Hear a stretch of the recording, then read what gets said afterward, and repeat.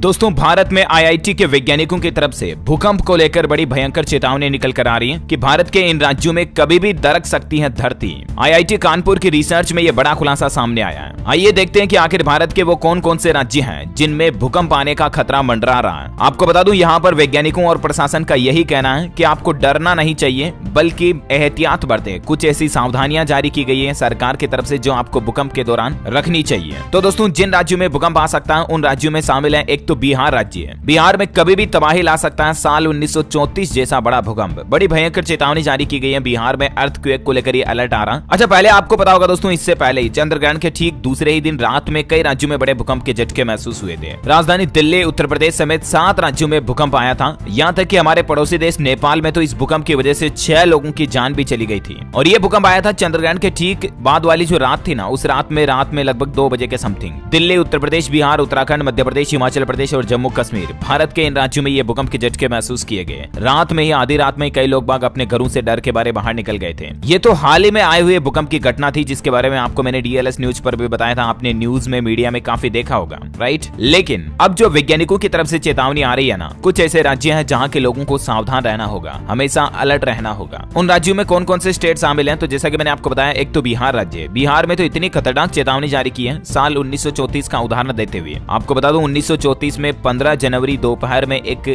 बड़ी तीव्रता का भूकंप आया था, 8.5 की तीव्रता का। और उस वक्त के दौर में साल 1934 में उस भूकंप के चलते 10 से 11,000 लोगों की जान चली गई थी। नेपाल में भी 9 से 10,000 लोग जान गंवा बैठे थे। वैज्ञानिकों की माने तो राज्य में ऐसा भूकंप कभी भी आ सकता है। आज घनी आबादी को देखते हुए ऐसे बड़े भूकंप से 2 लाख से भी ज्यादा लोगों की जान जा सकती है, ऐसी संभावना जताई जा रही है। दोस्तों, 1934 में महाविनाशकारी भूकंप आया था और अभी अगर ये भूकंप आता तो बहुत ज्यादा तबाही मचा सकता है। अब यहाँ पर वैज्ञानिकों का कहना है कि कभी भी आ सकता है कोई भी बड़ा भूकंप। वजह क्या, कारण क्या इसके पीछे, वो भी मैं आपको बताऊंगा, ताकि आप खुद समझ पाओ कि हाँ, वाकई में भूकंप से सावधान रहना होगा। दरअसल कुछ साल पहले आईआईटी कानपुर के सिविल इंजीनियर विभाग के प्रोफेसर जावेद एन मलिक ने अपनी एक रिसर्च में बताया था कि बीते 500 साल के दौरान गंगा के मैदानी क्षेत्र में कोई बहुत बड़ा भूकंप नहीं आया है। और ऐसे में दिल्ली से बिहार के बीच 7.5 से 8.5 के बीच तीव्रता वाला बड़ा भूकंप कभी भी आने की संभावना है। देखिए, आईआईटी कानपुर के वैज्ञानिकों का और क्या कहना है, आईआईटी की रिसर्च में क्या क्या मालूम चला है, कौन से वो राज्य हैं जहां भूकंप का केंद्र हो सकता है, नेपाल में आए भूकंप की भी क्या वजह है। तो आईआईटी की रिसर्च में यह दावा किया गया कि भूकंप की साइकिल जोन में हमारा भारत प्रवेश कर चुका है। भारत के हिमालयन रेंज के कुछ ऐसे राज्य हैं जहां भी बड़ा भूकंप आ सकता है। तो दरअसल इसको समझने के लिए अमर उजाला न्यूज की टीम ने आईआईटी कानपुर सिविल इंजीनियर विभाग के सीनियर प्रोफेसर और जियो साइंस इंजीनियरिंग के विशेषज्ञ प्रोफेसर जावेद एन मलिक से अभी बात की। उन्होंने कहा कि साल 2015 में भी नेपाल में 7.5 से 8 तीव्रता वाला भूकंप का झटका आया था और उस दरमियान भी अभी 2015 में ही, मतलब 6-7 साल पहले ही 8,000 से ज्यादा लोगों की नेपाल में जान चली गई थी, जबकि 20,000 से ज्यादा लोग घायल भी हो गए थे, क्योंकि उस वक्त भूकंप का केंद्र पूर्वी नेपाल में था और इसलिए भारत पर इसका ज्यादा असर नहीं पड़ा था। हालांकि हिमालयन रेंज में टेक्टोनिक प्लेट्स अब अस्थिर हो गई है, इसके चलते अब लंबे समय तक इस तरह के भूकंप आते रहेंगे। और इस बार आए भूकंप का भी यही एक बड़ा कारण माना जा रहा कि जो टेक्टोनिक प्लेट्स होती है ना कॉन्टिनेंट्स की, वो मूव कर गई है, थोड़ा सा अस्थिर हो गई है। जैसे मतलब आप मान लीजिए कि किसी टेबल के ऊपर कोई चीजें रखी हुई है और उस टेबल को जोर से नीचे से कोई उसके पैरों को हिला दे, तो टेबल पर ऊपर रखी चीजें हिलाएंगे तब तो गिर ही जाएगी। लेकिन कई बार ऐसा भी होता है कि वो चीजें आधा घंटा 1 घंटा बाद भी वापस गिर जाए, क्योंकि वो अस्थिर हो जाती चीजें। ठीक वैसा ही सिस्टम मैं आपको समझाने की कोशिश कर रहा हूँ उदाहरण से, वैसा ही सिस्टम हमारी धरती में भी लागू हो रहा है। तो आईआईटी कानपुर के वैज्ञानिकों का कहना है दोस्तों कि काफी लंबे समय से हिमालयन रेंज में बड़ा भूकंप नहीं आया है और इसीलिए हिमालयन रेंज में 2 और राज्य शामिल है, जैसे में उत्तराखंड और हिमाचल प्रदेश। यहाँ पर भी बड़ा भूकंप आ सकता है। ये बड़ा खतरा है, हम इससे मुंह नहीं मोड़ सकते, ये कहना है साफ साफ वैज्ञानिकों का। वैज्ञानिक बोले कि हिमालय अभी पूरी तरह से शांत बैठा है, लेकिन ये किसी